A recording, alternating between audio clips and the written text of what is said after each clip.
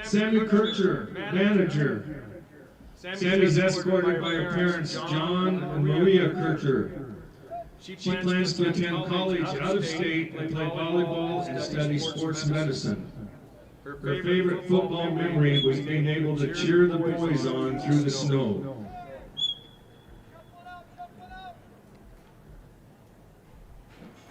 Grace Settle, manager. Unfortunately, she couldn't be with us tonight. She plans to go out of state to study biomedical engineering. Her favorite football memory is being able to be on the sideline and cheer on the boys. Nayeli Flores, escorted by her cousins, Magali and Natalie Paris. She plans to continue school with an undecisive mind. Her favorite football memory is beating Grizzlies Central last year.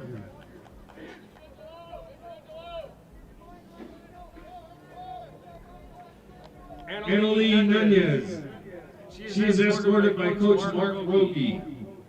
She is undecided of her after high school plans. Her favorite memory is pre-COVID family dinners and cheering the boys on at the games despite the outcome.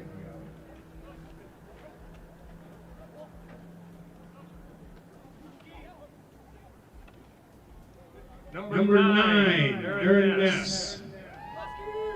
Escorted by his parents, Laura Ness Torres and Sean Ness, and his brother Isaac Ness. He plans to play college football after high school. His favorite football memory is when Mason put baby oil outside the showers after weights and we all ate it coming out.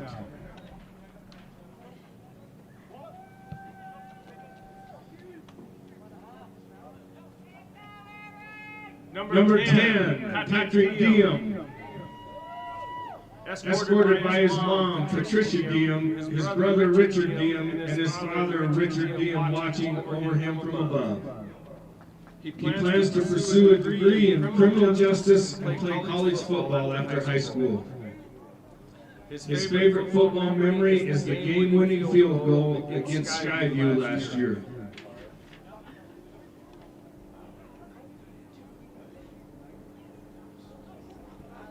Israel Rivera, number 11. His parents are Juan Rivera and Arcelia Gonzalez. He is being escorted by Daniel Rodriguez. He plans to travel the world after high school.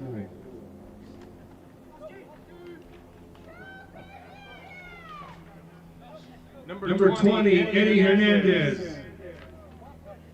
Escorted by his parents, Candido and Luisa Hernandez, and his little brother Fernando. He plans to work construction after high school. His favorite football memory is freshman year snow game at Estes Park.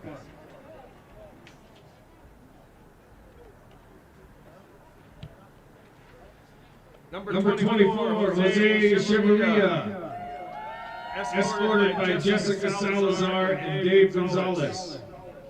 Jose plans to attend a four-year college after high school. His favorite football memory is freshman year at Estes Park, playing in a foot of snow.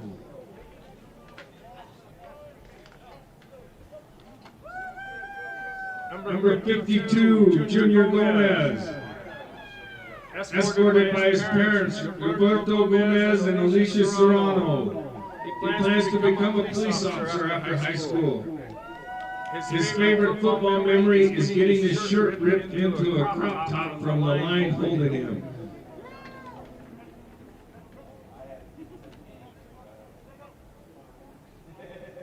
Number 59, Patrick Mullen. Escorted by his parents, Sean and Don Mullen. He plans to go to college after high school, and his favorite football memory is the 3-on-3 tournament his junior year.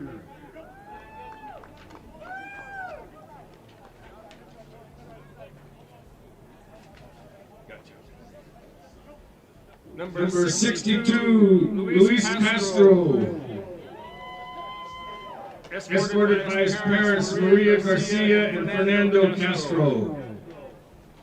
He plans to join the workforce after high school. His favorite football memory is when the team went to Bogies and got the hottest wings there.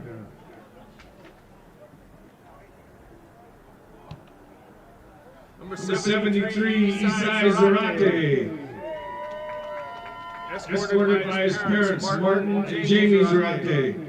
He plans to attend Ames to learn welding after high school. His favorite football memory is Junior and Okie fighting at practice.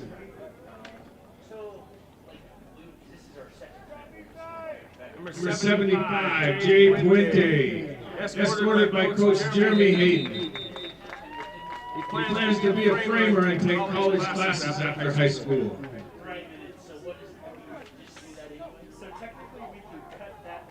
And number 84, Omar Rodriguez, escorted by his parents, Ivan Rodriguez and Norma Vallejo.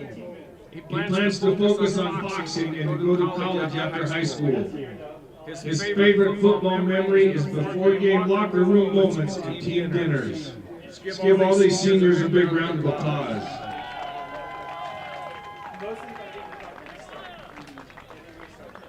So if at any point someone stops the clock,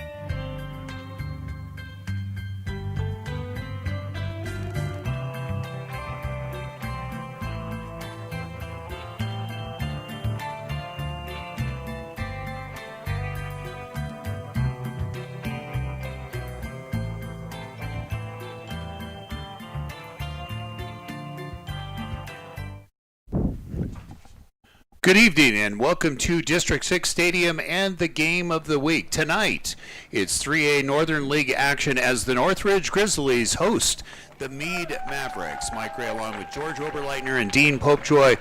Good to have you along. Mead comes in tonight with kind of a must-win situation to stay in the hunt for the playoffs coming up in the next 2 weeks. Northridge, coming into tonight, is hungry and getting more and more efficient in their offense and defensive attack. Patrick Diem, the 6-foot guard, actually the 6'2", 230 senior running back, has had lights-out games that we saw here on the game of the week just a couple of weeks ago, averaging almost 100 yards a game, and if you recall, in the first quarter and the first half, had 150 yards, so he is one to watch tonight. Also, watch for Cooper Rose, the sophomore quarterback, who can scramble and show effective passing when he gets out of the pocket and can be very effective with slants over the middle and, of course, in the flat. Mead has a solid game both on the ground and in the air, and defensively is very effective when it comes up to racking up tackles.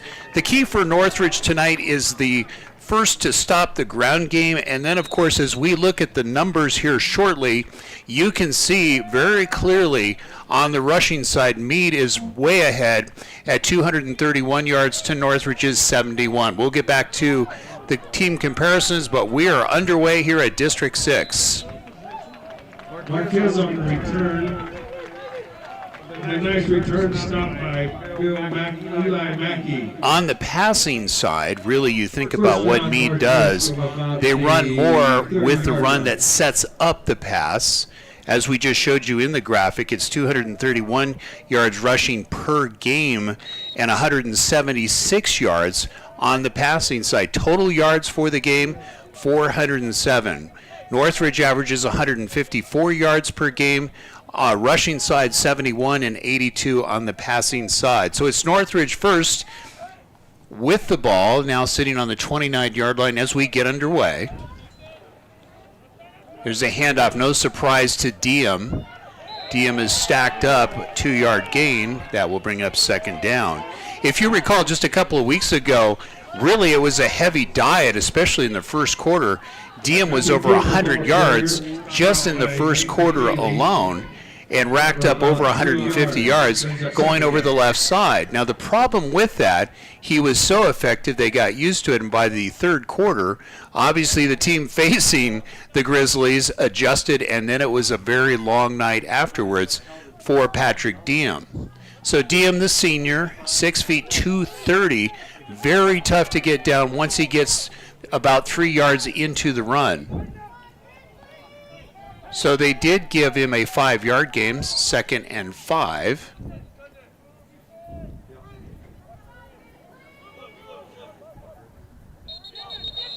The flag on the play, going to be movement somewhere. It looks like it's going to go against against Northridge. Flag here, Northridge, and back it up 5. Brings second. So now that brings up second. We're going to call it 2nd and 11. We'll see if Jeremy Hayden changes the playbook. You can see split receivers. Looking pass. And almost picked off. You can see going to the right side, did not see the defensive back, almost picked that one off. Dangerous play because that one could have gone to the house. It still remains at 3rd and 11, trying to hit Jaden Marquez. So Cooper Rose, very effective at times, but again, as a sophomore, really having to learn very quickly how to read defenses, and it was swarming for Mead. 10:43 left here in the first quarter. Good to have you along. District 6 Television, the game of the week.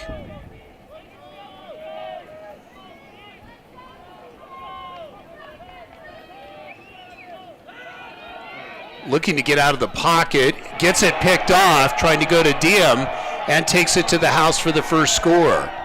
Rose's pass intercepted. So you could see the linebacker just waiting. The pressure was on Cooper Rose. Mavericks touchdown. Basically, almost in a panic mode, had to release. And there to gobble it up and take it in for the score was Mead. Mead on an average, we'll talk about tackles per game, almost 70 tackles per game, and obviously we can see on the secondary side doing very well reading that play.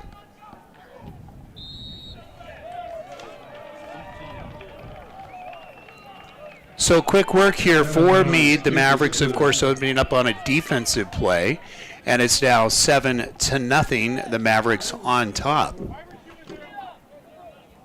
Really, you look at what's coming in the numbers-wise here for both Northridge and Mead. Northridge comes in at 0-3 overall and 0-1. Mead comes in at 2-1 and 2-1 both overall and league. And if you look at the points scored per game, Mead averages 34.7 points per game to Roosevelt's, Rick, I keep wanting to say Roosevelt, to Northridge 11.3. So very important tonight that Northridge really takes their time, tries to stop the run. We still haven't seen the offense yet of Mead. But Mead, as we mentioned earlier, really relies on that rushing game to set up the pass, but very effective also in the passing game.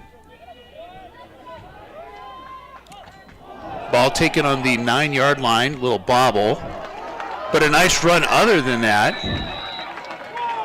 Taking it up to about the 33-yard line, where Northridge will begin once again.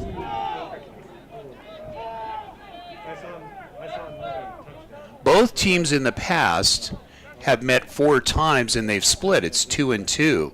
If you go back to 2015, it was Mead that won that game, 23-8. So Northridge with the ball now sitting on the 31-yard line. We'll see if Jeremy Hayden goes back to the pass. Really, Cooper just had no time whatsoever. There's a handoff. May have gotten a yard. That'll bring up second down.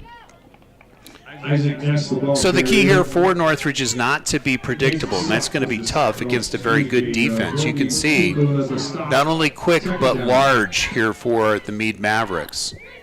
They react very well off the snap.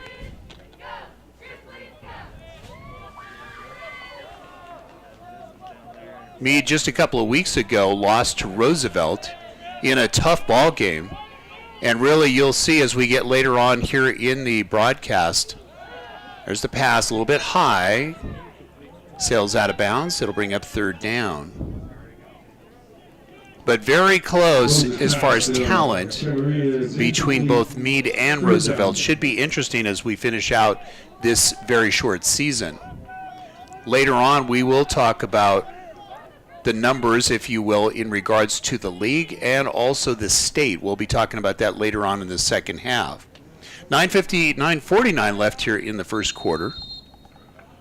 If you're just tuning in right now or checking in, it was a very quick defensive play. The linebacker here for Mead read it on the pass from Cooper Rose. Cooper Rose rushed his pass, very quickly took it to the house, and of course they scored the extra point. And we are now sitting at 7-0.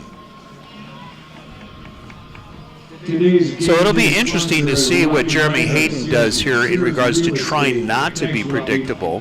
When you have a young team, obviously you have to stick to a core of plays and get used to just the chemistry. Really, in a very short season, it's hard for a young team just to get their chemistry down in a 6-game season.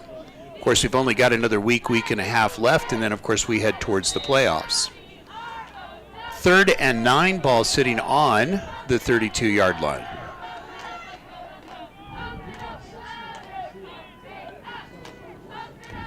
Little bobble pass in the flat, again too high. It's going to bring up 4th down. Kicking situation here for the Grizzlies. Brings up 4th down. So slightly rattled, we'll say, is Cooper Rose. He'll settle down. He did have some nice passes a few weeks ago. It's just getting used to the flow of the game. And with Mead, who is very good defensively, as I mentioned earlier, averaging almost 70 tackles, and a lot of pressure can be put on the quarterback, which they've done in the last few seasons, very defensive-oriented. Flag on the play. Little anxiousness here. And you can see Grizzlies thinking about moving back. There's a discussion. Yeah, it's going to go against the Grizzlies, so they'll march that one off. I'll start Northridge.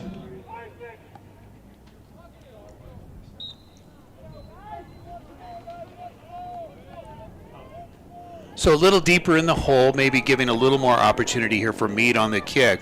We'll see. There's a bobble on the play. Not able to get the kick off, so it's going to be great field position here for the Mavericks. Diem stopped short. A lot better as far as the temperature here at District 6 last time we were here with you. Of course, very cold conditions out on the field. We're past all the snow, and of course the field looking very good. Might be able to really set up some more passing here this evening with the temperatures hovering in the 50s and upper 40s this evening. Another flag on the play. Nathan Bailey, the ball carrier. We saw it on the far sideline, but apparently they're... Stopped by 73. Nope, apparently, yep, there it is. This time going against the Mavericks. This will help the effort here for Roosevelt.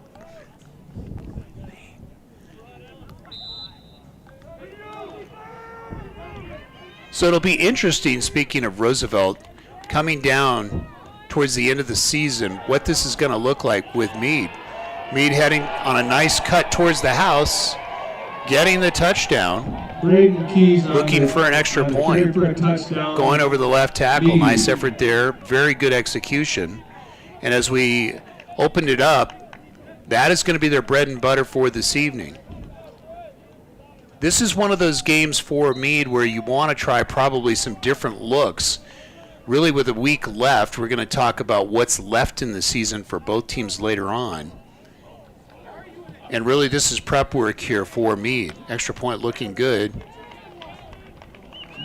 So Mead very quickly opening it up with the 19-point lead. 9:15 left here in the first quarter. Good to have you along from District 6 Stadium. We're going to take a short break.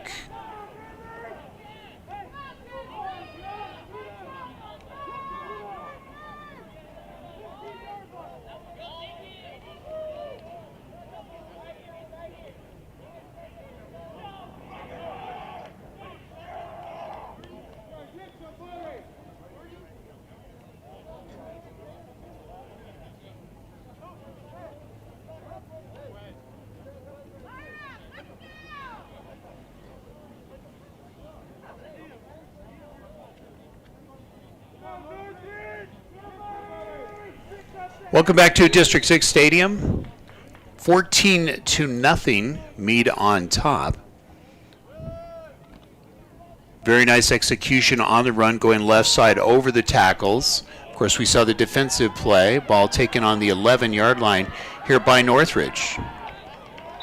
Gang tackled at about the 24-yard line, where the Grizzlies will begin once again. So Grizzlies really just not having any success. They tried going to Diem early on a couple of runs, but of course the defense is looking for it. They've done their homework. And when Northridge did try to go to the air, the linebacker's doing a good job of reading and taking care of business, as you can say, and taking it to the house.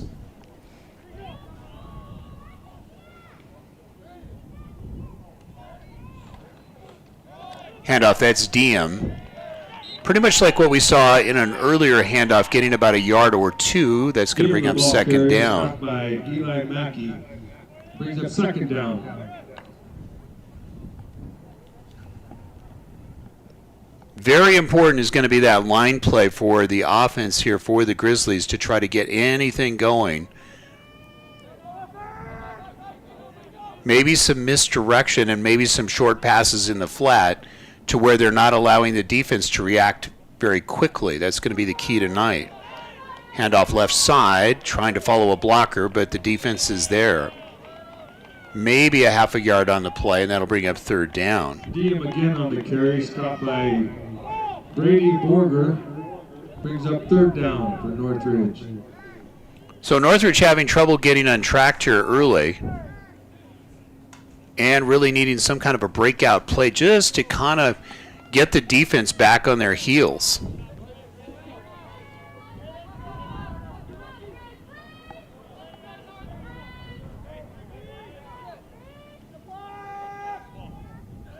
Clearly handoff play, there it goes.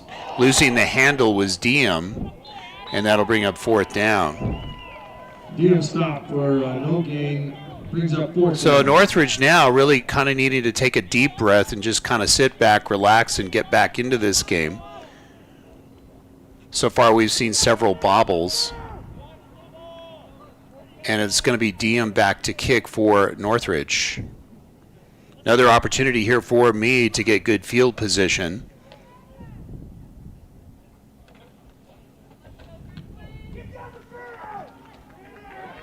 Taken at the 41-yard line. They'll down it there, and the Mavericks will take over.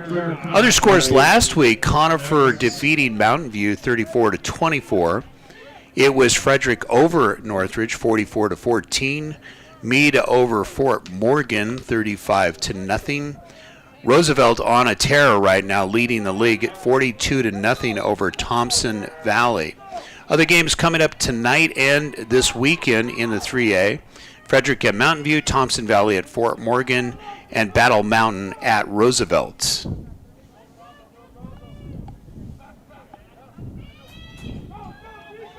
Handoff left side. Nice follow with the lead blocker. Got about 8 on the play. That was Reese Lehman. He is the senior. Doing very well on that run. Got about 8. It's going to bring up second down.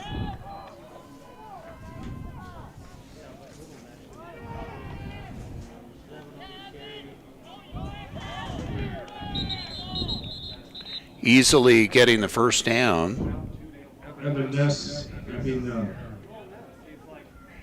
Evan Morris's carry. Really, Mead so far really having their way on the ground. Obviously, defensively, we don't have to keep repeating ourselves, but this is going to get interesting if Roosevelt is not, if Northridge is not able to get some stops. And again, it's going to come back to the secondary really trying to plug up holes quickly. We've kind of sound like a broken record here, but very important that they are trying to slow down that offensive line. Of course, they've got some very good backs that hit the holes quickly. So flag on the play, you can see the movement back, second down and 8. Play action, looking pass, got a man open, a little bit high. It looks like he's going to be out of bounds. So that'll bring up third down. Good idea. Of course, did not want to throw it too low on the pass, otherwise it could be picked off and potentially a pick six for Northridge. Brings up third down.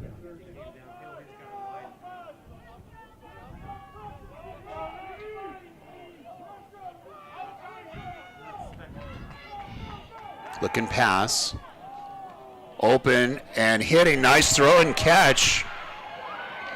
Taken down at the 12-yard line. Very well executed, all set up by giving the quarterback plenty of time and hit him stride for stride. And Mead back in business again, looking to knock on the door.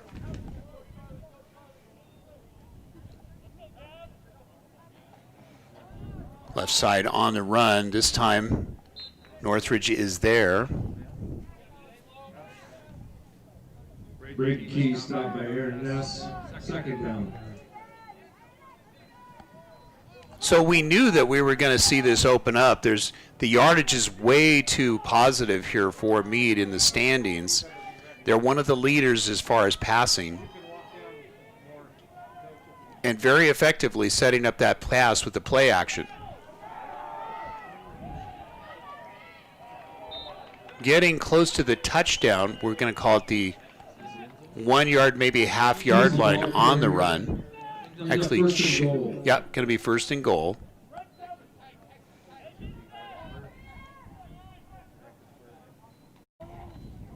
Up the middle, going to be close. You can see the defensive line doing a good job of closing it quickly. So good effort there by Northridge to prevent the score. Second goal.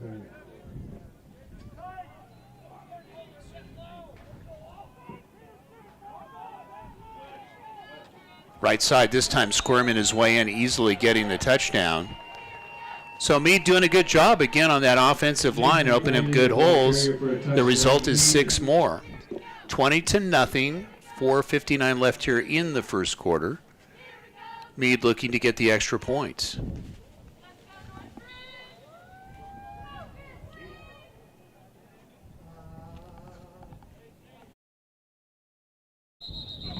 And it's blocked. Let's see, there is a flag on the play. As we look really at the roster of Mead, really it's a very nice blend of all ages as far as the players are concerned. We're looking at seniors, sophomores, a lot of juniors, heavy in the junior realm. And as we go down the roster, a lot of size to go along with it. We'll cover that a little bit later on.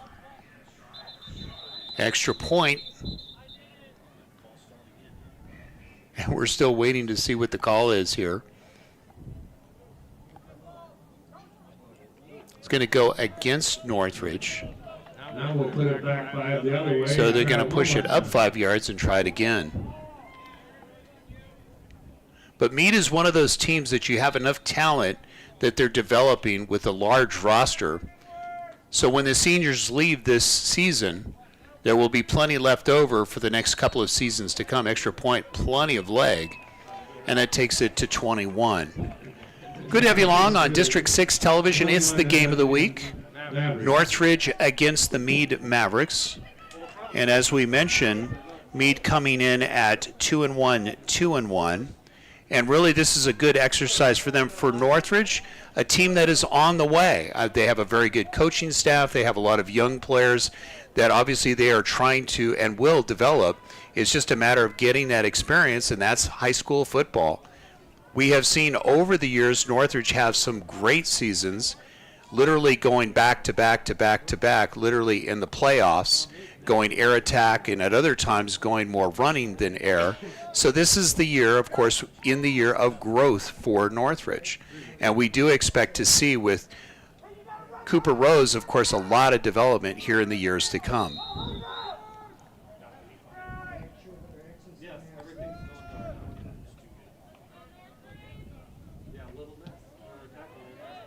Going to be a short kick taken on the 14-yard line. Looking for that hole, hitting it hard and fast. Taking it up to the 35-yard line where Northridge will begin once again. Marquez with a nice return, stopped by Eli Mackey.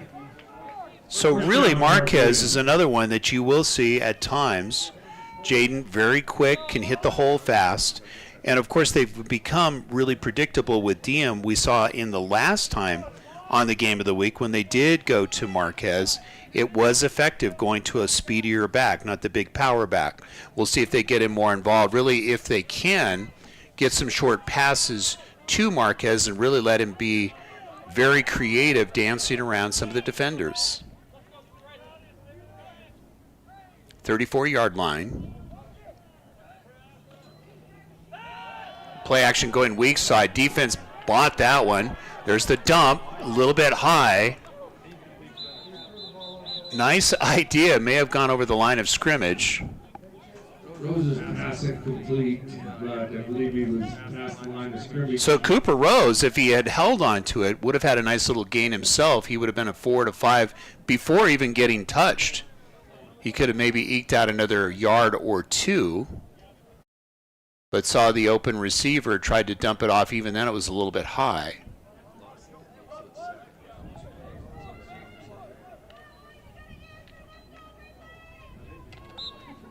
Back it up 5 yards. So it moves it back 5. It's going to bring up 2nd and 15. Ball sitting on the 31-yard line. Handoff up the middle, tripped up, maybe a yard gain. That'll bring up 3rd down.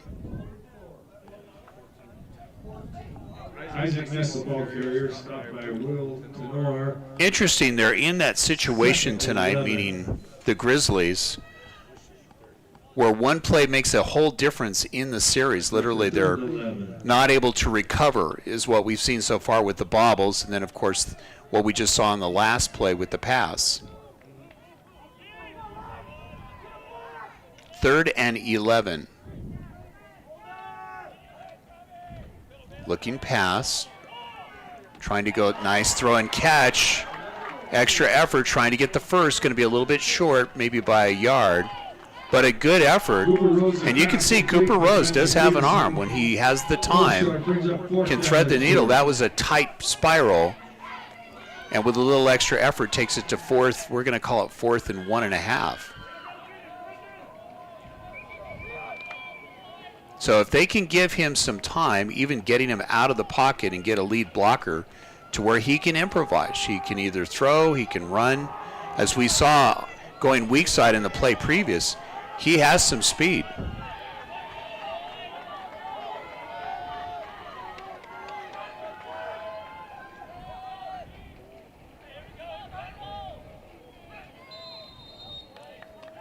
Looks like there's going to be a timeout on the play. And clearly, that was a nice setup. If you saw the defender, the linebacker for Mead, number 34, doing a good job of pretending to blitz, and it really caught, obviously, the eye of Cooper Rose.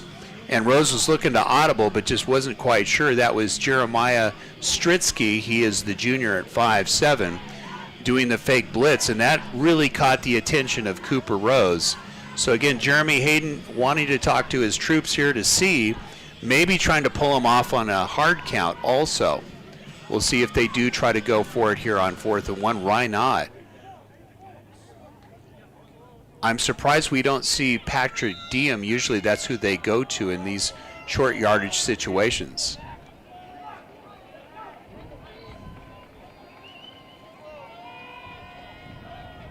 Going to be a keeper.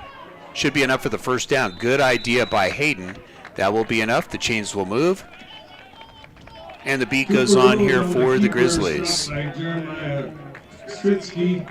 Not only was it a nice effort by Rose, but you could see the charge of that offensive line really just following the center, and did a great job of providing or opening the way there for Rose. Ball sitting on the 45-yard line.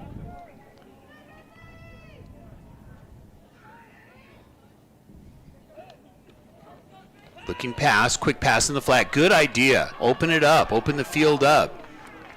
Nice extra effort, got 8 on the play, and that'll bring up 2nd down. That will really open up potentially the running game here for Northridge. Get it out quickly. Good playing call here by Hayden. Maybe he found a little hole in the defense here of Mead. Down 21-0, 2:26 left here in the first quarter. Northridge moving the ball effectively.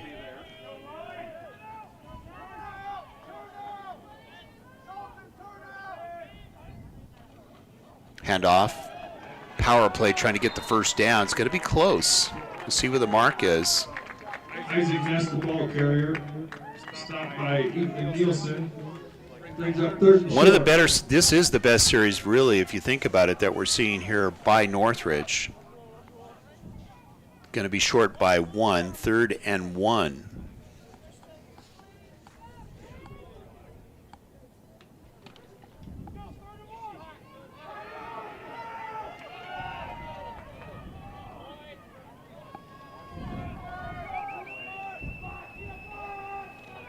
Handoff, and boy, the defense was right there. They read that. A good idea. On the carry, it was Isaac Ness. Ness is the sophomore at 5'10", 180. That brings up 4th, and of course they lost about a half a yard. We're going to call it 4th and 2. Ness, one of the leading ground runners here for the Grizzlies. And yep, they're going to go punt here. Not sure, we have not seen Diem out there in the last few series. We're wondering if he's okay.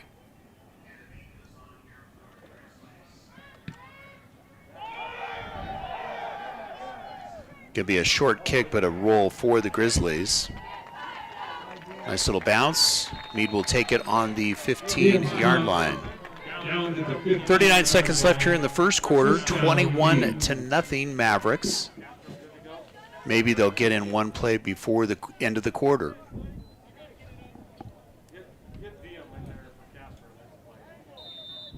Very effective passing. I was very impressed with the setup on that long pass down the sideline for Mead.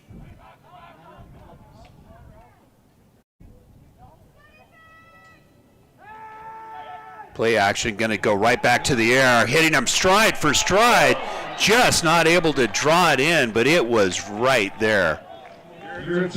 That could have been another 6 on the board. Sigh of relief here for the Grizzlies, because there was a chase and Northridge would have lost.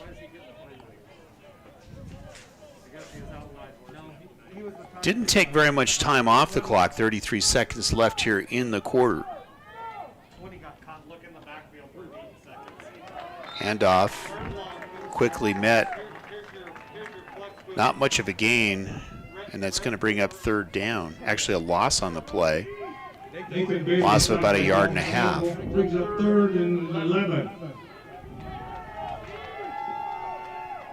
Clock is running. This will be the last play of the quarter. It's going to go against Northridge. Looking to get the edge on the charge.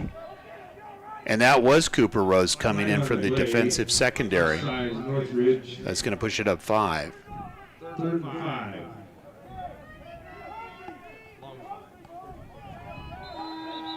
And that will do it. One of the books, 21-0, Mead on top. You're watching District 6 television and the game of the week. We'll be right back.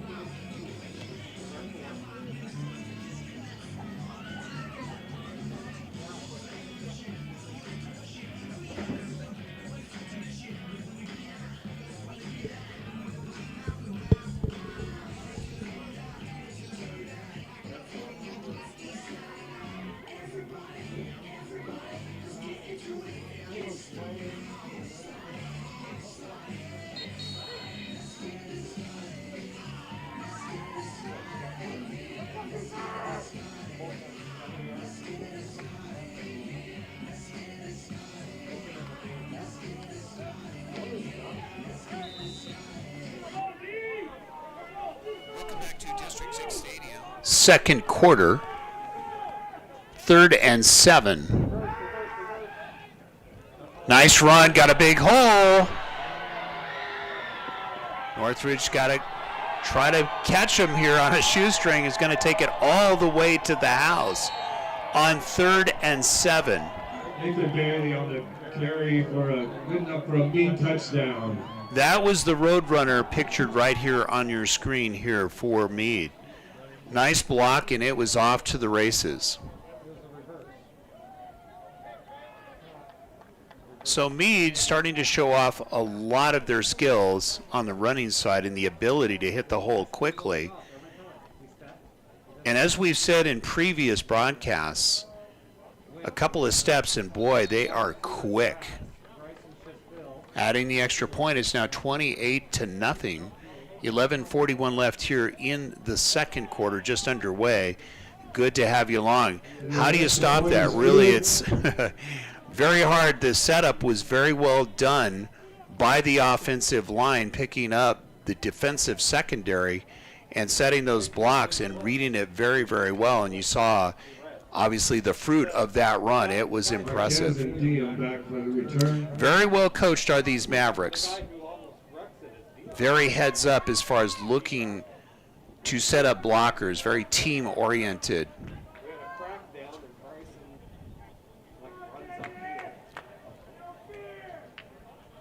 But we did see some nice glimmers here from the Grizzlies in the last series. Good opportunity to really start developing that offensive chemistry here for the Grizzlies.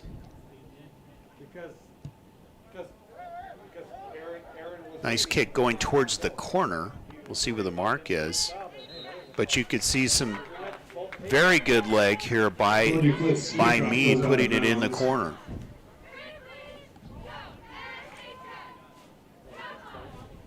First down, Northridge. So Cooper Rose and the gang coming out once again. We'll see if they go back to Patrick Diem as far as running is concerned. That has been their bread and butter. He is the leading ground gainer for the Northridge Grizzlies.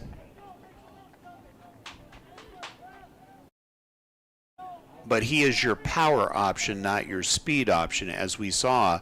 Grizzlies going more towards a speed option in the backfield, trying to mix it up, trying to get away from being predictable. 35-yard line. Bobble on the play.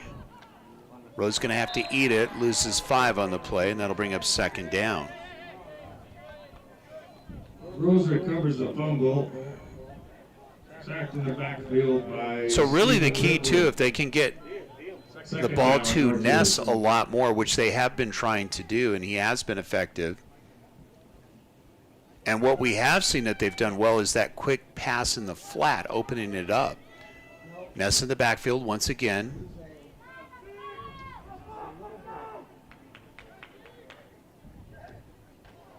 Hand off to Ness. Quickly met. Defense is there. No gain on the play.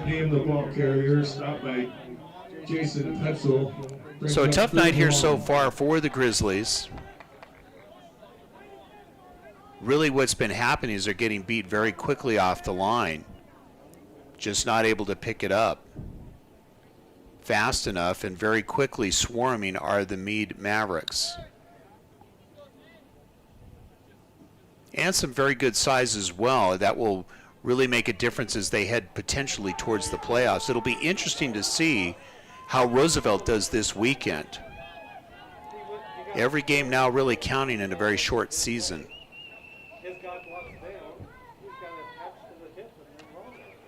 Play action, good idea. Getting Rose out of the pocket, gives him some time. Nice throw and catch. Getting the first down and more. That's what Northridge needed to do, was get Rose out of the pocket, giving him some time and obviously allowing the receiver some time to get downfield and be creative and get open. And Rose does a good job. If he has to throw, he has the speed, and we saw that earlier. Penalty flag on the play. It's going to bring more salt to the wound and move the Grizzlies even further down into Mead territory. 10 minutes left here in the second quarter. Good to have you along. Game of the week. District 6 Stadium. 28-0, and it is Mead on top, but it is the Grizzlies on the move.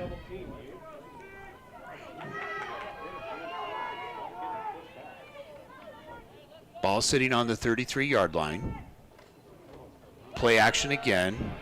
Defense is there. Spin move. Nowhere to go. Maybe going to the well a little bit too often there on the play action. Very quick, I keep saying this, very quick is that defense penetrating the offensive line. So you're going to have to make your play very quick, and that's where so far getting that throw in the flat or even over the middle, because you're going to have an opening between the secondary and the defensive line. Handoff. This is Diem. Diem pounding his way. Patrick making a statement here. You can see him shifting, going back and forth, getting those extra yards and getting the first down. That's good enough for another Josh Trujillo at Trujillo Holdings. Jeremy Hayden with a good call there. The offensive line doing a good job for Diem. Ball now sitting on the 18-yard line.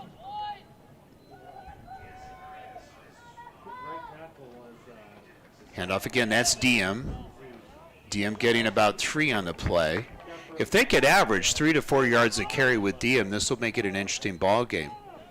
Patrick Diem, You think ball carrier. with Diem at his size at 6 feet 230, Second and if 8, you use him Northridge. as a blocking back to give Rose a little more time, plenty of size to knock off the defensive charge to give just an extra second and a half, it could make a big difference in this game.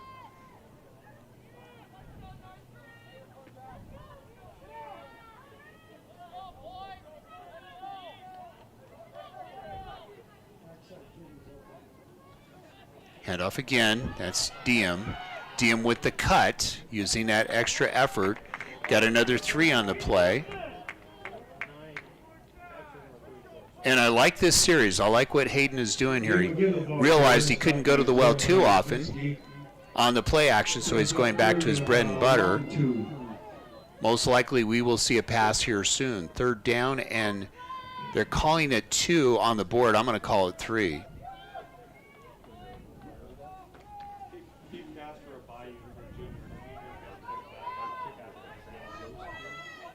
Split receivers. Clearly a passing play. We'll see if Diem does provide some blocks here for Rose. Looking pass. Up the middle. And it's going to be close. It's going to be short. So clearly an interesting idea of trying to going at 4th and 1. Of course, they're going to go for it. 4th and 1. The last time they tried that, of course, it was the quarterback sneak, of course, getting the first down by Rose. We'll see if they go back to that. 7 minutes left here, second quarter, as we march towards halftime. 28-0. Mead on top.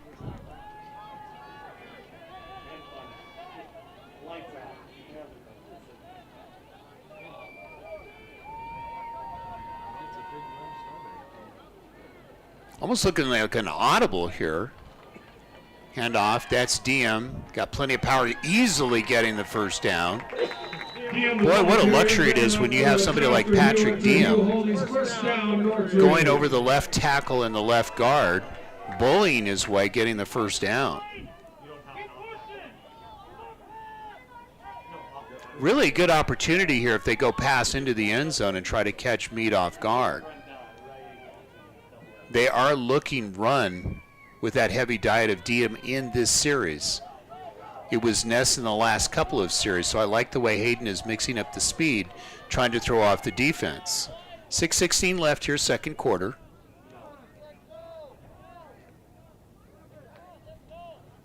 Diem looking for the block. There it is. Here comes the defense, spinning his way out. Just too many weapons coming in, missing the blocks on the left and right side. Diem did stop the charge coming up the middle, but clearly not enough blocks coming in off the edges, and you could see eating the ball on that was Northridge. Rose just was not able to react quickly. He was trying to read the play. Really not enough time to really make a decision there. Diem in the backfield. Left side, that's their bread and butter with Diem. He got some back. Basically carrying a bunch of players. Not surprised to see that is Patrick Diem. You think potentially what Diem could do if he does go play college somewhere with that size, he's already at 230. You start bulking out once you're in college, he could be pretty massive. And he's got plenty of speed. You can see his ability to shift when he goes through the line. We saw that earlier in a couple of plays where he's able to shift left and right. And, of course, that extra effort really makes him effective. 4:42 left here as we head towards halftime.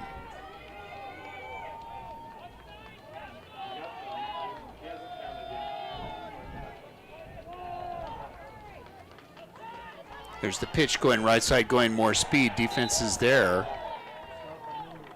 Very good read so far that we're seeing defensively. You make a couple of good plays, and then Mead comes up with some good plays for losses. So it's back to 4th down here, 4th and 9. And Zost out for that field goal. So looking field goal here is the Grizzlies trying to get something on the board.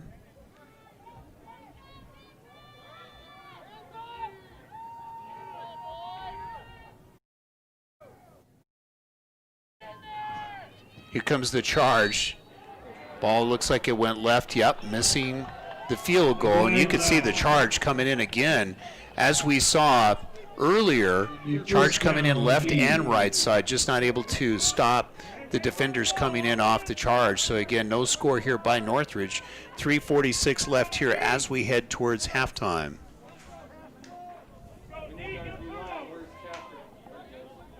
So I will finish out some numbers here. We don't have to pull it up on the screen as far as team comparisons. But tackles per game, Northridge, this is an area obviously they need to work on, averaging 35.7 tackles per game. Compared to, if you look at Mead, they're coming in at almost 70. Big difference. Pass, having to rush that, you could see the pressure being put on Garrettson. Brings up 2nd down. And it's nice to see Northridge putting a little pressure here on Garrettson, who is one of the top passers in the 3A Northern. Later on in the webcast, we will give you some more numbers as far as what they're doing in the league. Threading the needle, basically gaining about 7 to 8 on the play. And sock stopped by number 9, Aaron Ness. Clock is running, 3rd and 1. Getting the first down. Added 3 more for a little extra. And the sticks will move once again. So Gavin Garrettson averages almost 200 yards a game passing. So if this is the first time you're seeing Garrettson, the numbers won't surprise you. Obviously, he is very effective and makes very good decisions. We saw that, and when he has at least 2 seconds in the pocket, can make a very good throw. 2nd and 5, ball sitting on the 39-yard line.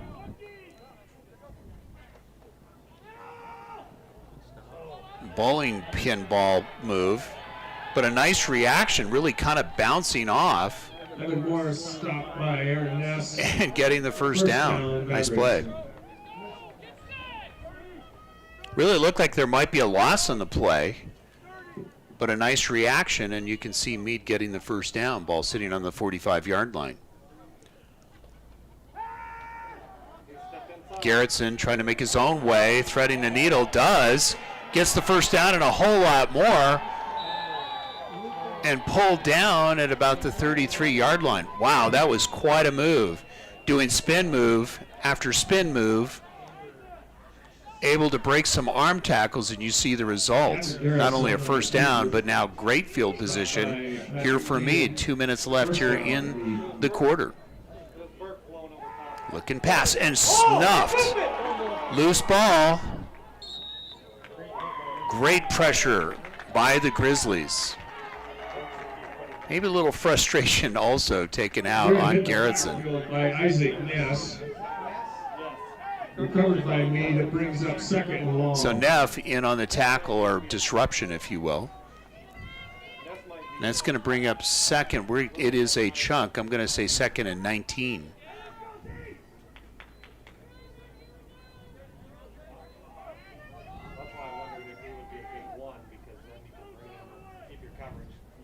Play action. Here comes the defense again. Almost knocked down. Good reaction. Going to get the first, close to the first down. Yep, and a whole lot more, but slipping at about the 19-yard line and going down. Garrettson's pass complete to So Garrettson able to get that one off. It almost looked like it was going to be deflected, but able to get it off. Mavericks. But it looks like, yep, there's a flag on the play, so it's going to push back that good effort.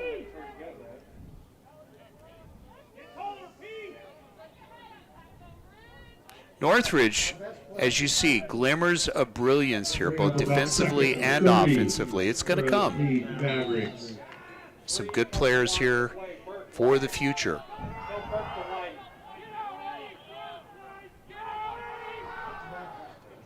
Pass in the flat, left side.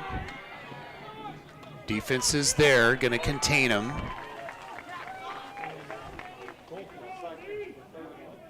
So as we mentioned, you can see there is some talent and some size also. If you look at the defensive line of Northridge, they actually look a little bit larger than what we see here for Mead. Mead is just out quicking right at the moment. But if Coach Burkholder, of course, he is very good at developing lines, both offensively and defensively. It's going to be a team in the next year. Nice pass down the middle, a little bit high, trying to draw it in, not able to do it. But a good idea by Garrison. Rushed it just a tad, but had him open over the middle, so that brings up 4th down. So a good effort here by the Grizzlies. And it looks like Mead will punt here with 33 seconds left.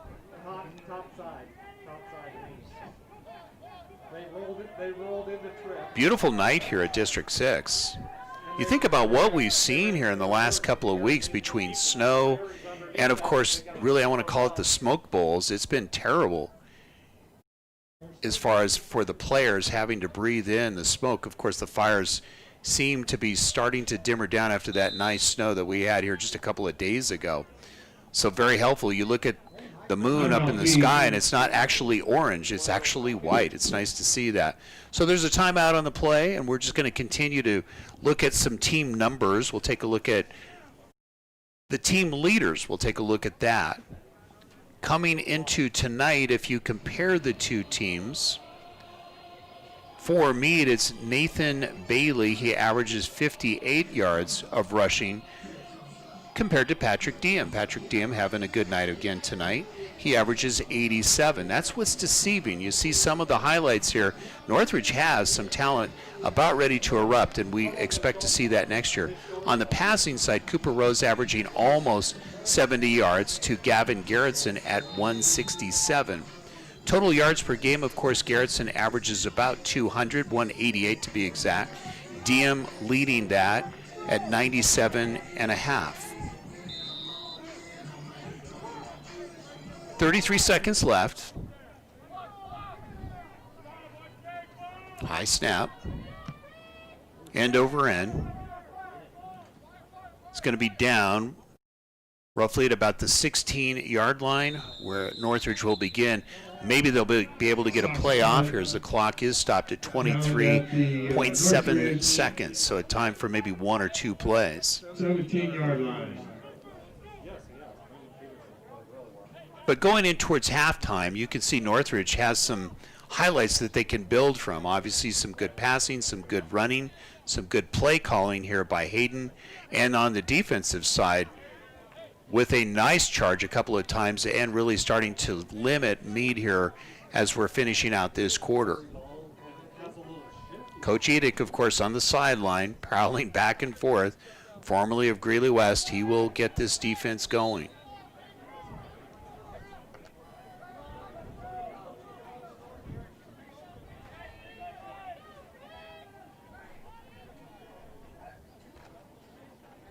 Handoff, Diem. Nice pound. Gonna bully his way. Gonna get most likely the first down on that play. Very impressive. You can see the holes are starting to open up. I like the fact they're not going left and right now. They're taking them right up the middle, and that seems to be one of the weaknesses that we're seeing so far. If they're going right over the center and the guard, it seems to be very effective. So that should do it as the clock runs out, 28-0. It's the Mavericks on top. You're watching the Game of the Week on District 6 television. We'll be right back. Again, we'd like to thank the Wing Shack for their generous team dinner for the players this last week.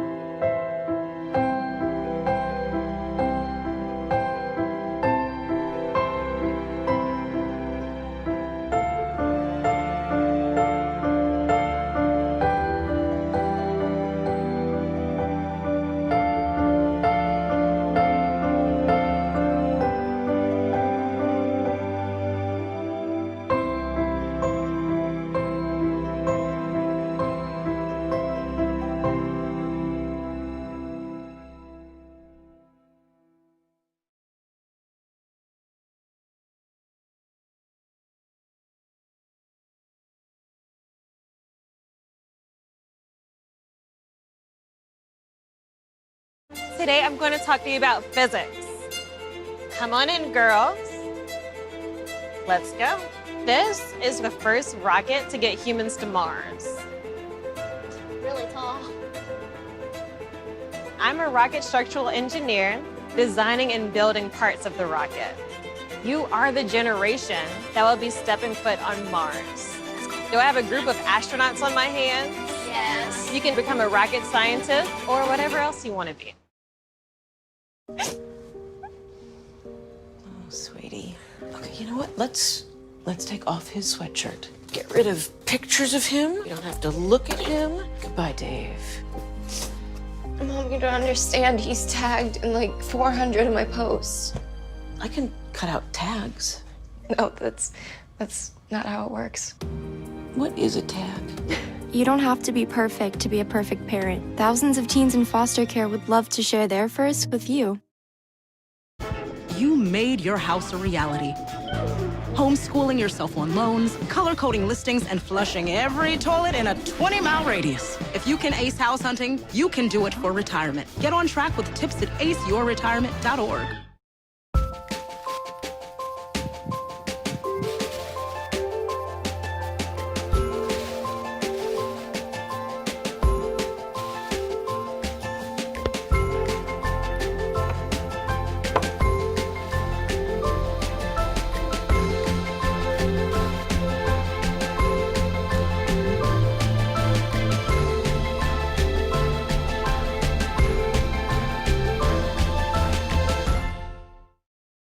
Hey, Bobo, do trees tell each other stories? I'm sorry. I'm afraid I don't know that. Hey, why don't we go find out? Listen. Do clouds take naps? I couldn't tell you. Dad, do stars visit their friends? Look!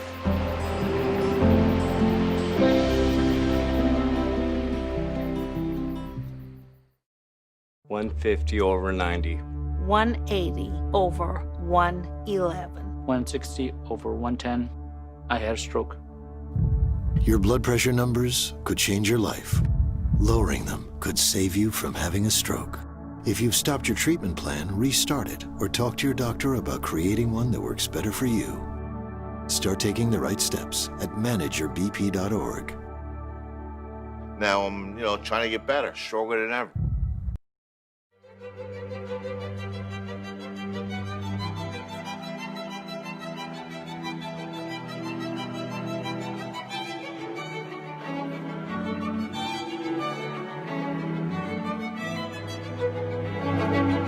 Hi, I'm Abby Weaver from Northridge High School, and I'm a senior.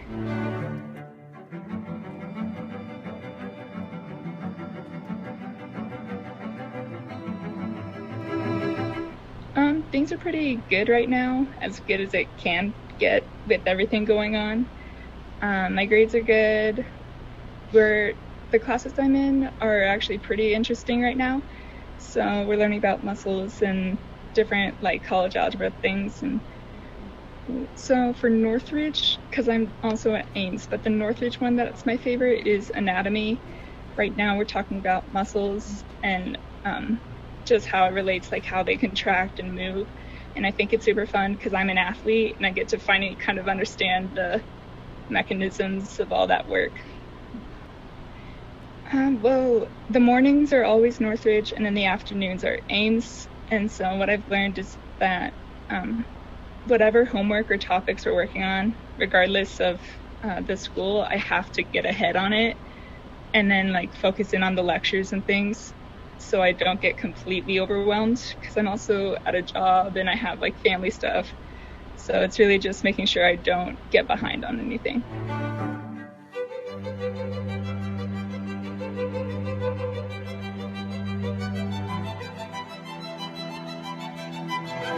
Ever since I was little, I was always encouraged to do everything, to find my niche and what I'm strongest at and to use it. And things like Stuco and sports and all those things, they provide me an outlet to be a voice for people, which is super important to me, and just to channel a lot of advocacy and activism.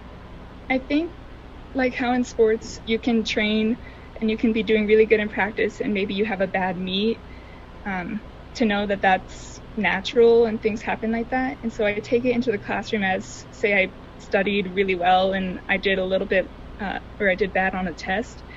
I won't get as down on myself. Like I'll know that I'll just pick myself back up again with the next thing that comes my way.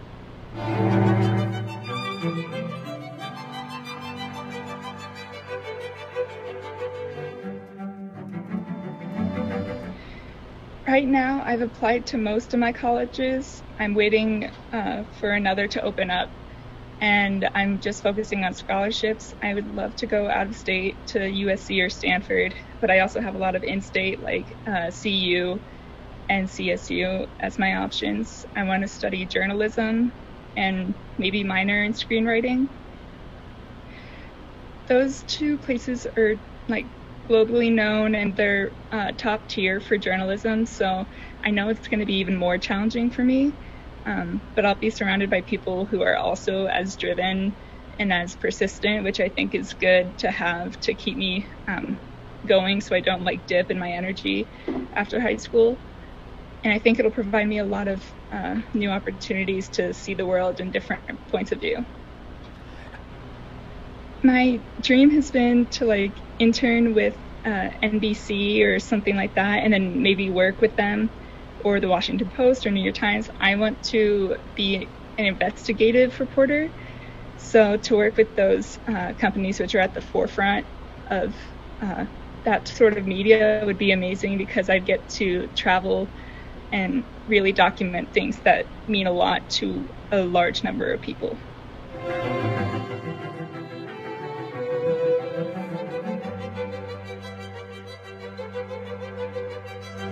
It's not easy to explain. Like, you'll see it at assemblies or when we have speakers. I remember one time a keynote speaker came, and afterwards we were all in a huddle, and this girl just went up to him and said, like, thank you, because I never really knew how to feel here, because she was part of a minority, but the rest of us like banded around her, and we were all complete strangers, and we're just with each other because we're all in this together. Like, we shouldn't be making each other's lives miserable. And I think it's just that sort of attitude that makes us a family.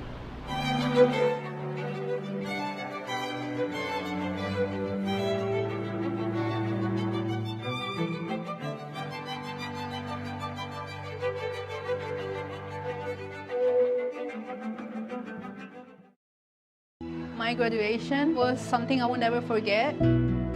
People like you and me sometimes may have doubts in yourself, but I feel that everything's possible. Find free adult education classes near you at finishyourdiploma.org. What to expect when you're expecting. Like here. A teenager. Today, I'm going to show you how to team-proof your home. First step, hide the car keys. Preferably somewhere they would never look. Challenges will come up. Be ready for them. Hi, honey. I'm ready for the... Mom, you don't use mannequins in the mannequin challenge. You don't have to know it all to be a perfect parent. Thousands of teens in foster care will love you just the same. When you adopt a shelter pet, you discover their unique mix of all kinds of traits. Where'd Wiley go? Where's Wiley? Ah, there she is. Paw? Do you remember being an ancient wolf? Do you ever feel the call of the wild? You're a renegade cop, and I'm a con woman with nothing to prove. But together, we could really solve this murder.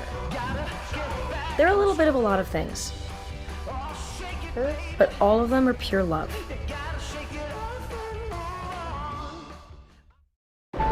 Natural disasters are a fact of life in the U.S. And between activities and school, chances are you won't be with your kids when they happen. Will they know what to do? Ready.gov/kids can help your children feel prepared, not scared. So talk with your family today. When I was growing up, my mom was extremely tidy. We were trained to put things back where we got them from. One day, when I walked into my mom's house, I felt like I walked to someone else's house. There was stuff everywhere, and just growing up the way I grew up, and to see this transition was very alarming. When Sean talked to me, it was a wake-up call, and that's when I went to the doctor.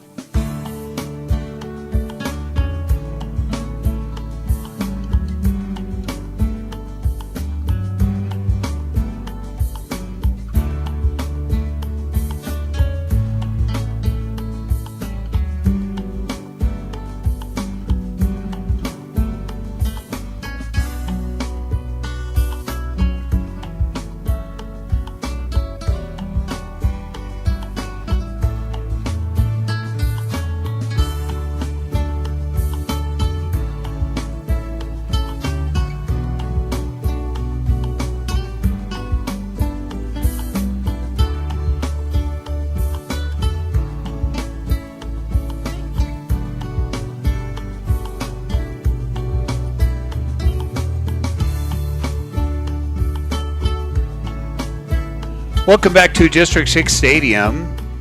Interesting ball game here tonight. Really, you look at the Northridge Grizzlies, it's been one of those first quarters that you just don't want to remember. Basically, a lot of bobbles and just misplays, but really starting to settle down as they got into the second quarter, especially as we went towards halftime. And it looked like they had a chance to score. Some good passing, some good running by Patrick Diem. You can see Cooper Rose is close. He's got a little bit more maturing to do, but really has some ability. And what really worked for him is when they got the quick pass out in the flat, when he actually was able to get it off quickly, when he had the time to do it. The problem was the collapse on the edges coming in, and really just no time for Cooper Rose to settle in and get his passes off. Squib kick, it's going to be Mead taking the ball on the 27-yard line. Breaking arm tackles and pushed out of bounds close to midfield. 28-0. It is Mead on top, really having their way. You think about back to the first quarter, it was a defensive play by the linebacker that intercepted the ball, took it home to the house, and that started the beat here for Mead. Mead, of course, getting a penalty, and they're going to move it back. And the ball will be sitting at the 33-yard line. Highlights for Mead, obviously several. Good running, good execution on the offensive line. And for Gavin Garrettson, some good passing. You saw hitting stride for stride, and one just dropped right in the hands of the receiver. But Garrettson having a good night tonight and able to thread the needle on the runs. Throw in the flat, going to get the first down easily. Spinning and getting about 14 on the play. That will bring up another first down here for Mead. Stopped by Chimaria. Clearly, it has been the speed of Mead and the execution of the Mavericks doing a good job beating both the offense and defensive lines here of Northridge.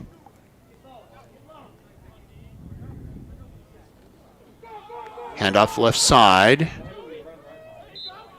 Really not much of a gain. Northridge starting to read it a lot better. You can see adjusting to some of the schemes here of the Mavericks. Gain of about 4. It's going to bring up 2nd and 6. Ball sitting on the 48-yard line. Mike Ray, George Oberleitner, and Dean Popejoy bringing it to you from District 6 Television.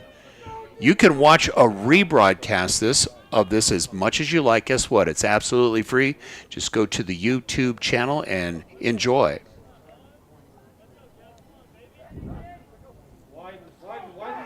Quick pass again, left side. Going to get the first down. Breaking arm tackles. Off to the races. It's going to be a score. Really, the execution on tackles has been one of the Achilles heels here for the Grizzlies tonight. Several times it looked like they were going to prevent or slow down the play or contain the play. And as you saw there on the reception, able to break a couple of arm tackles. We even saw that with Garrettson as we finished out the second quarter, able to spin his way and get extra yards on missed tackles. Extra point. Looks good, and it's now 35-0. Let's take a look at the standings here for, flag on the play. It's going to be a hold against the Mavericks, so that'll push it back. Little extra practice here for the place kicker for the Mavericks. As you can see, plenty of leg for Mead. So they're going to position the ball on the 15-yard line. This will make it a 20-yard kick, add 10 yards. So some good practice here for Mead. Extra point from here looks good, and it is good. Now it's officially 35-0. Let's take a look at the 3A Northern Standards coming into tonight as we head into the final weeks of this football season for 2020. It's Roosevelt sitting at 3-0, and they have been dynamite this year. Of course, they are leading the league in rushing. We'll talk about that later on. Right behind them is the Mavericks at 2-1, looking to add and stay for the chase here with Roosevelt. This will be a very important game this week to see what Roosevelt does, followed by Fort Morgan and Mountain View tied at 1-1. Then comes Frederick at 0-1 along with Northridge, and then Thompson Valley at 0-2. 10:37 left here in the third quarter. Good to have you along on the game of the week. Tomorrow night we will be watching Greeley Central against Skyline. Hope that you tune in here on District 6 television. Ball going to be taken at about the 15. Pushing his way up to the 30-yard line. Good field position, but a flag flying in the air. We also understand that the weather is going to be even a little bit warmer tomorrow night. So if you're one of those chosen few that can get a ticket, come on out. Catch some good football action here at District 6.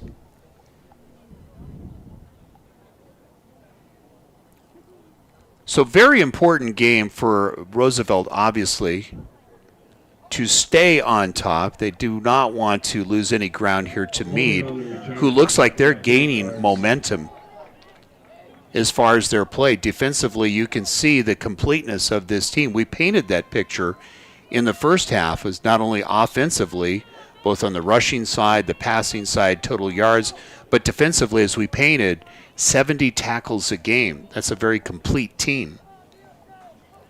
So Roosevelt really needs to stay on top of the league and continue the momentum that they have. DM looking for something, but nothing there. Swarming defense, charging the line, and really just clogging any kind of a hole attempt. You can see line-wise, they're not that big with the Mavericks, but they're just so quick that they're able to put 2 and 3 and even 4 bodies in front of the hole. And that's how they've been able to stop Northridge here tonight in Patrick Diem for the most part. Second down, 9 yards to go, ball sitting on the 20-yard line.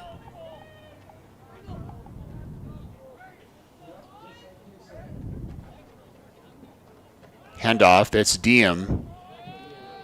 Got about 2, maybe 3, but we're going to call it 2 on the play. Diem, the ball carrier, stopped by Hard-fought yardage there. Not able to carry the crowd on that one. Too many bodies on that play. That's going to bring up 3rd down and 7. Obvious passing down. Really what has worked is that quick pass in the flat. Not play action, but just a quick pass. That seems to open it up and then let the receiver improvise.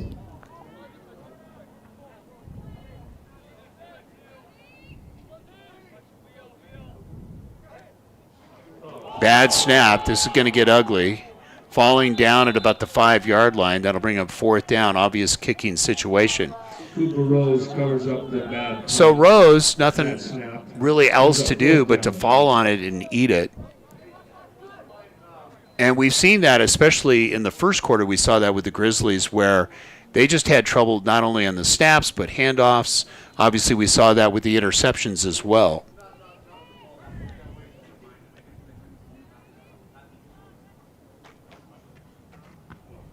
End over end kick.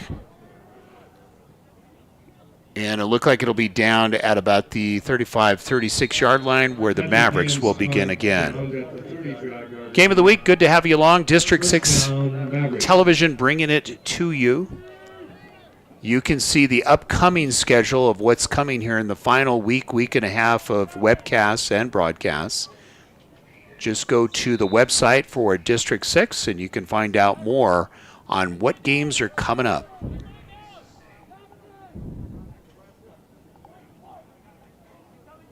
We'll see if Garrettson goes to the air. Nobody in the backfield with him. He is very good at improvising. Looking quick pass left side. They've tried it before. It's been successful. Of course, they scored a touchdown in the last series on that play.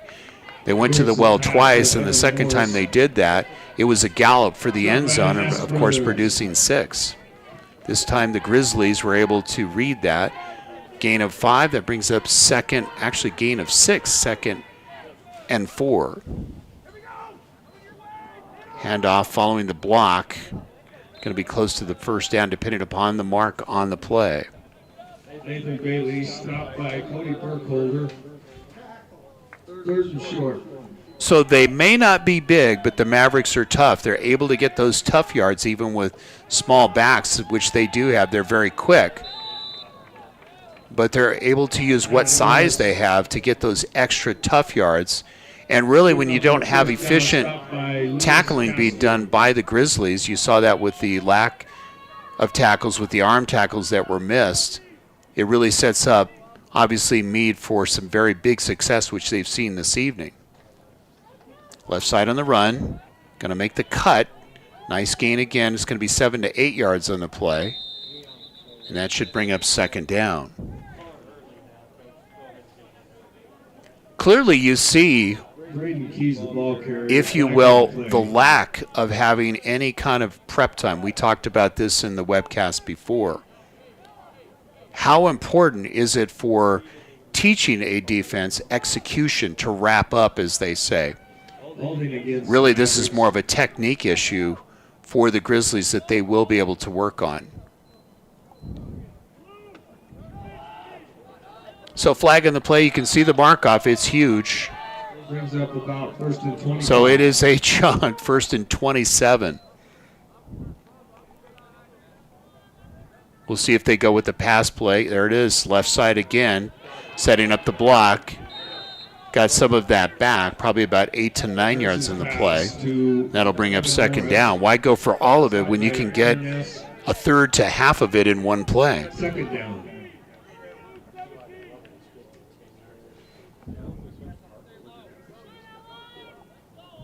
There's some good playing. You can see looking shotgun. There's the handoff.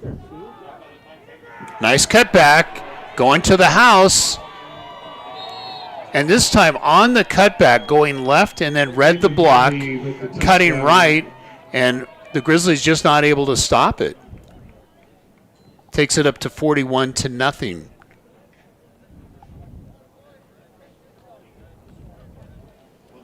Really, we're looking at kind of a duplication here of what Roosevelt does. They do run a lot. This year, they've not gone to the pass maybe as much as Mead, and that might be an advantage if you think down the road in the playoffs, because most likely you will see those two teams meeting again. They only lost, meaning Mead, by 1 point to Roosevelt earlier this year. So it will be interesting if they do face each other again, what kind of adjustments. And you can see clearly that Mead does have an effective passing game that they can use, and utilizing Garrettson getting him outside and his ability to spin or throw on the run.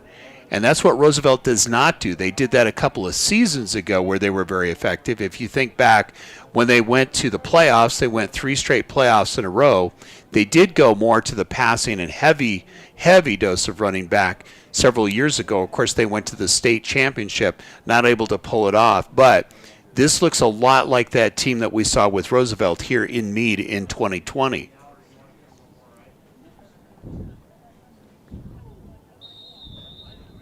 $42 to nothing. 5:55 left here in the third quarter.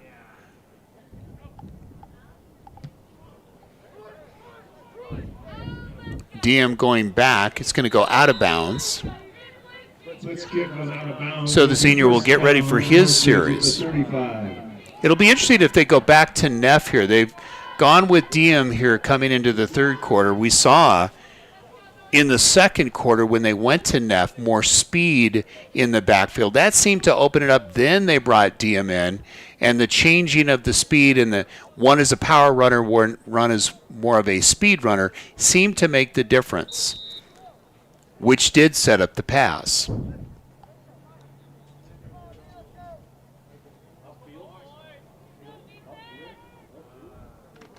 As we mentioned at the beginning of the cast, that's where predictability, when really if you're a coach you only have a certain amount of plays that you're really confident in. So developing that chemistry is so important in the offseason. Defense is there. There is the flag. You could see clearly the face mask. This should go against Mead. In the backfield, but face mask on Yep. Mead. So this one will be marked off against Mead. Again, that swarming defense coming in off the edges. Northridge needing to make an adjustment here. Diem can only block so many. So the ball is going to be moved up. It's going to help the effort here by the Grizzlies. It's going to push it up to about the 44-yard line. Roughly 4 minutes left here in the third quarter. And we see it looks like a timeout of discussion here with the Stripes.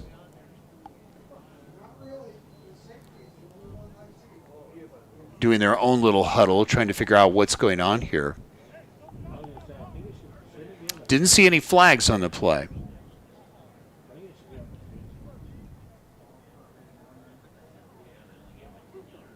So Northridge set. The benefits of that face mask. And we'll see if they do try to open this up. This is a great opportunity here for Northridge to try to open the field up, really. They've got the talent. They do have the speed. Neff in the backfield. Handoff. And very quickly tripped up. You could see hanging onto the shoestrings, slowing Neff down. Had a pretty good jump, but getting the first down, and they're going to move the flags. That's good enough for Josh Trujillo, and Trujillo Holdings first down. So first down here for Northridge, much needed. Ball sitting now officially at the 45-yard line. Under 3 minutes left here in the third quarter. It's going by quickly this evening. Don't forget tomorrow night, Greeley Central against Skyline right here on District 6 television, YouTube channel. Quick pass, nice idea. That's what you need to do. Couple of steps in, catch the ball, get some extra effort, and get 7 or 8 on the play. Good call by Hayden. Stopped by Lane Beaver. Really, you think about what Rose has had. He's lucky to get a second and a half, literally. It's that quick when the edges collapse. So a good call here by Hayden. We're looking at 2nd and 3. Ball sitting on the 48-yard line.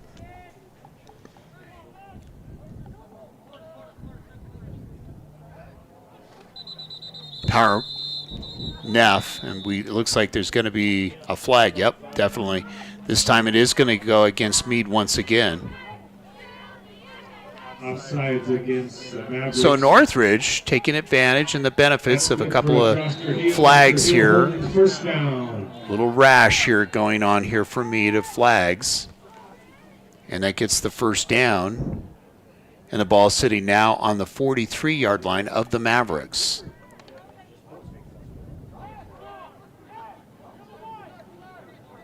If he can get enough time, Cooper Rose, he has the arm. He can throw 30 and 40-yard slants.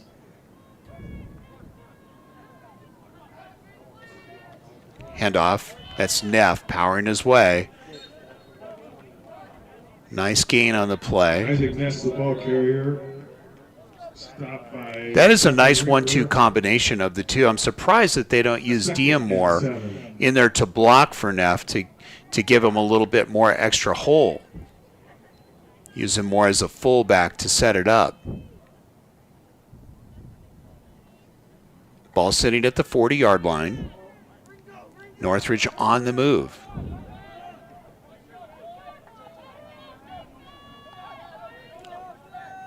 .30 seconds left here in the quarter.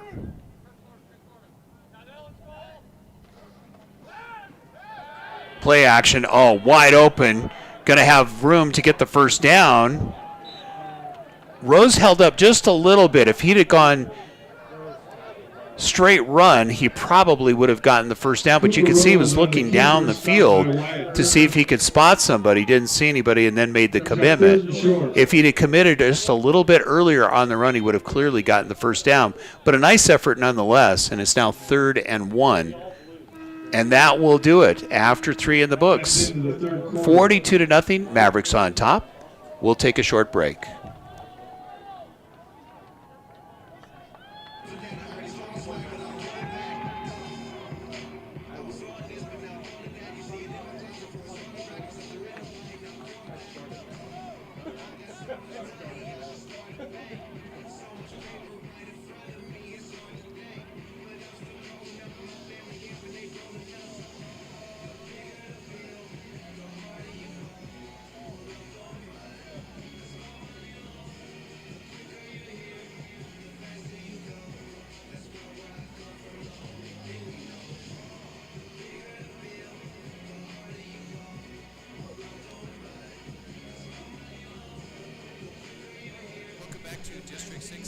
Fourth quarter. Right now, of course, Northridge has benefited a couple of penalties, and they are on the move. 3rd and 1.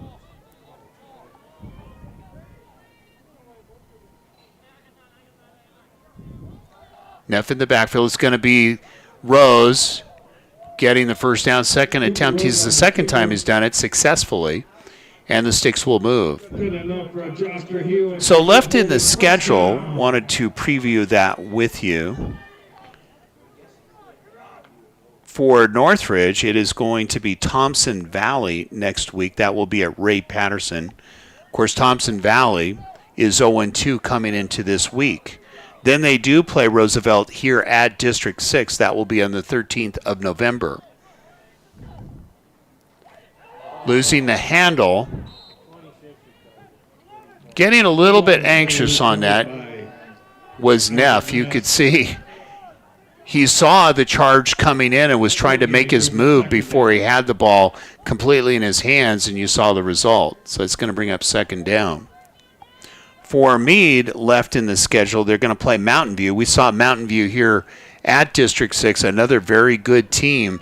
Should be an interesting game for Mead and a good challenge for them and good prep work for the playoffs coming. Mountain View also a very good passing and running team, as we saw here recently on the game of the week. 2nd and 10, ball sitting on the 32-yard line.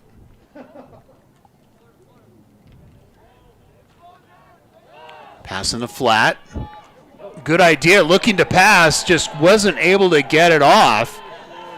You could see streaking down towards the right corner was a receiver for Northridge, but Neff just did not have time to be able to get it off. The defense was there, and you could see the receiver waving, please get the ball to me. But just not enough time for Neff to get that off. So that brings up a loss on the play of 1, and they're calling it 3rd and 12. Good idea.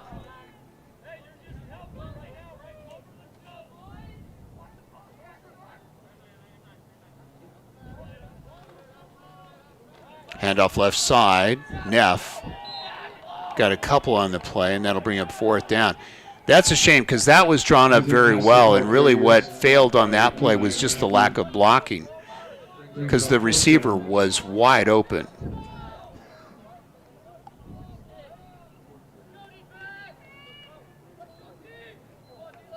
We keep going back to the theme of the lack of prep time that these teams have not had.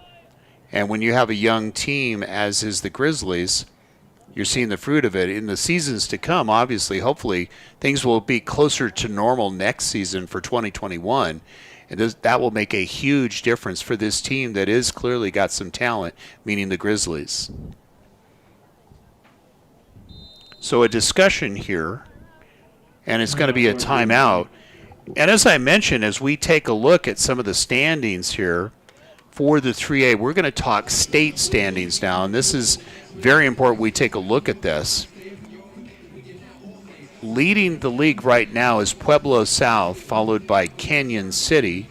Canyon City is 2-0. Then comes Durango, but in the top 10 comes Roosevelt right after. They are listed at number 4. At 3-0. Holy Family also tied at 3-0. As we go down the list, and not far from there, only 2 more spaces, comes Mead at 2-1. So they're in the top 10, literally. Then comes Evergreen, Pueblo East, and of course Fort Morgan. So you see how important this game is for the state standings for both Mead and Roosevelt this weekend, because you have some top teams that are very consistent in Pueblo South, Canyon City, and Durango. So, and a very important weekend here in football in the 3A Northern. Muffed once again. Here comes the defense. They're going to get him. Rose sacked by Brendan. So Mead will take over on downs. It'll be first down. Rose was again looking to pass downfield, just didn't secure the ball. Was probably looking at the receiver downfield, and you saw the result on the play. So the Mavericks now with 8:40 running clock. Looking to add some more on the board, sitting at 42-0.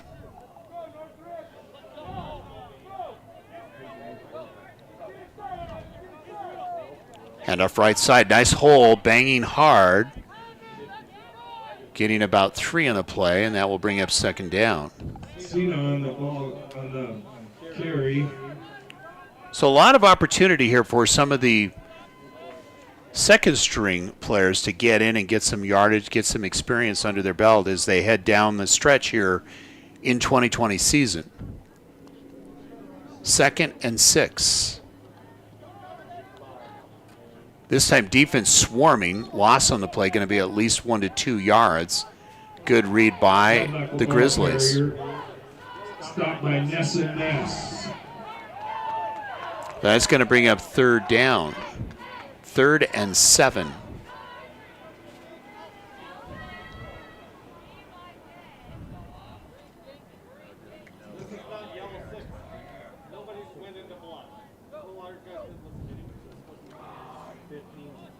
Clear handoff diet going on here. They're going to just chew clock and let other players get some experience here.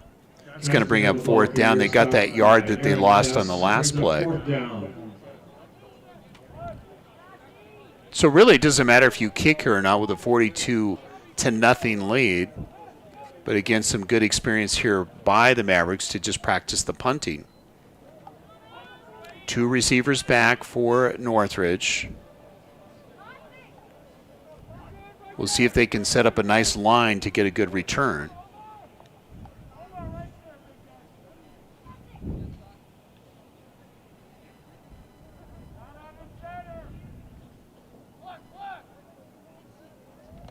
High snap. Good pressure being put on. Bobbled. We'll see who comes up with it on the scrum. Mead pointing in their direction. The fumble punt is recovered by... So it is Mead that's going to get good field position here on the bobble and the fumble. And the ball will be sitting on the 39-yard line with about 6 minutes left here in the ball game. So this will be something that obviously the coaching staff here for Northridge, they'll work on concentration, drawing the ball in, obviously tackling, and wrapping up. That'll make a huge difference for the final weeks here for Northridge. Nice cut. Knifing his way through for the first down. 11-yard gain on the play going over the right tackle and guard. Very deceptive are these runners. Very small, but very quick and able to make the cuts and hit the hole quickly.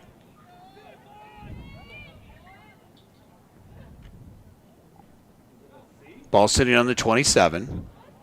Handoff once again. Literally ducking for an extra yard. You could see just going underneath the arms, if you will, of the tackler that allowed him to get an extra 1.5 yards on the play. 2nd and 8. Under 5 minutes left in the ball game. Up the middle defense is there.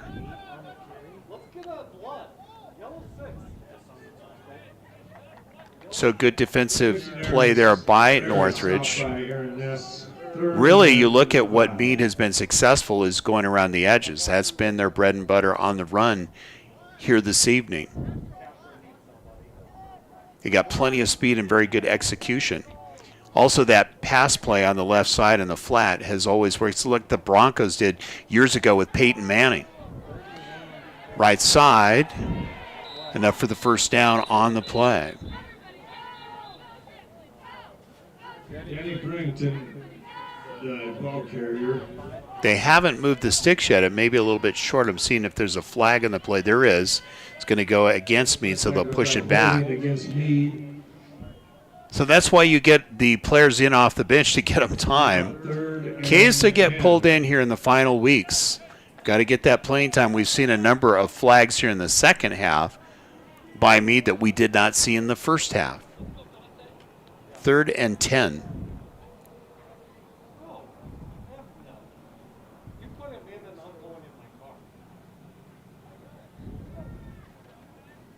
Left side. Got a nice little gain on the play. We're going to say 3 to 4 yards on the play. So that'll bring up 4th down. 4th and 5. They've been very successful going around the edges. We'll see if they do it again.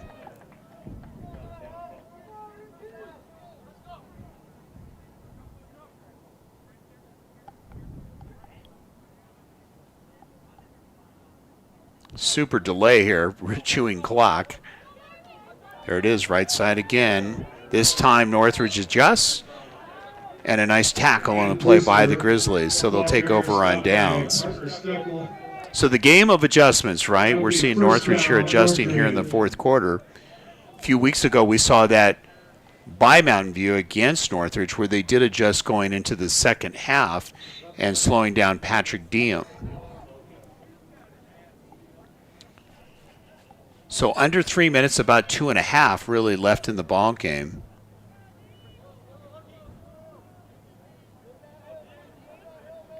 And it looks like Neff is in the backfield.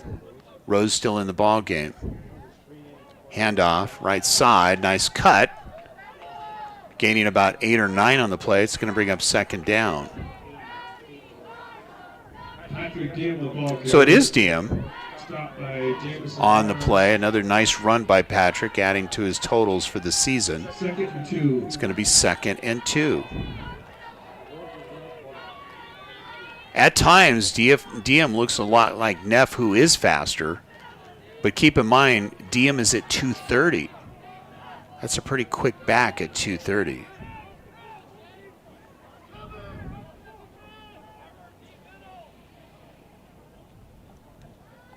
Minute and a half left. Again, another fumble on the play. We'll see who comes up with it. Yeah, it was Rose that came up with it. Really had trouble with the snaps tonight. That'll be another area, obviously, to work on. 3rd and we'll call it 3rd and 3.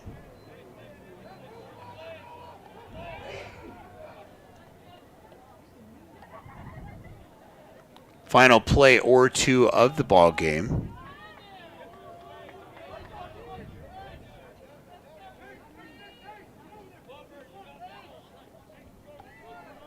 Looking receivers on the right and potentially on the left.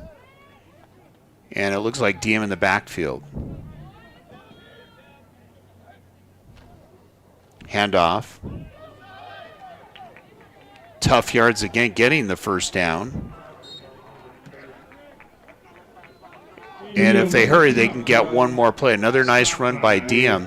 Going to be close to about 70, 80 yards, which has been his average. He's averaged about 87 a game. This will be the final play of the ball game.